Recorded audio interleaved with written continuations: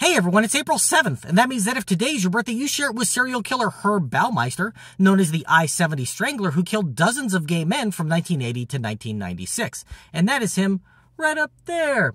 Born in 1947, Baumeister was the oldest of 4 children and reportedly had a normal childhood, but began showing signs of antisocial behavior as a teen. His father took him to get psychologically tested, and it was found that he had schizophrenia and possibly more than one personality, but he didn't see anyone to get help with his problems. At this point, his behavior got even worse, including playing with dead animals and urinating on a teacher's desk.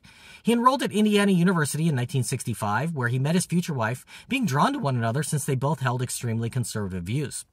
Baumeister dropped out and found work at the Indianapolis Star, getting married in 1971 at the age of 24. Less than a year after the wedding, he was briefly treated at a mental hospital, being held there for 2 months before being released back into the world. Upon his release, he found work at the Bureau of Motor Vehicles, so watch yourself when renewing your license. His ex-wife has claimed that in 25 years of marriage, they only consummated the relationship 6 times, and 3 of those instances resulted in the couple's children being born. He didn't have much trouble with the law, save for an incident in 1985 when he was accused of stealing a car, and a DUI in 1994, but he wasn't convicted of the car theft, and all seemed to be well in his life. In 1993, police were contacted by a man who said that a patron he met at a gay bar named Brian Smart had killed his friend and tried to kill him during an instance of erotic asphyxiation.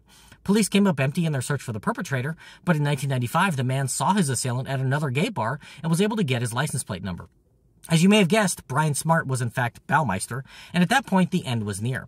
A private investigator was working on the case of missing gay men in Indiana, and he managed to uncover his identity. His wife had filed for divorce and allowed police to search their property, where the remains of dozens of men were found buried in the backyard.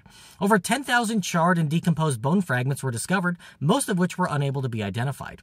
He'd been going to gay bars, picking up men for sex, then strangling them during or after the encounter. Police connected him to the deaths of 9 men whose bodies had been found along the I-70 highway, in addition to 8 identified victims at the farm, with murders spanning from 1980 to 1996. The unidentified remains were from well over a dozen other men. Baumeister fled to Canada and shot himself, committing suicide to avoid being arrested. He left a note saying that the reason was his failing business and marriage, but the fact he was facing dozens of murder charges seems to be a likely factor in the decision. Last December, a new search of the farm was conducted with cadaver dogs discovering additional bone fragments and possible burial sites, and Indiana officials encouraged anyone with missing family members from the 80s and 90s to take DNA tests to help identify more victims now that they have the technology to do so.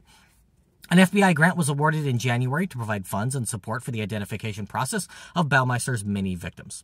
If this is your birthday, I hope you have a great day. Leave me a comment so I can wish you a happy birthday. If you know someone whose birthday it is today, send them this video so they can find out all about their birthday twin. And to Herb Baumeister, I say, happy birthday, you bastard.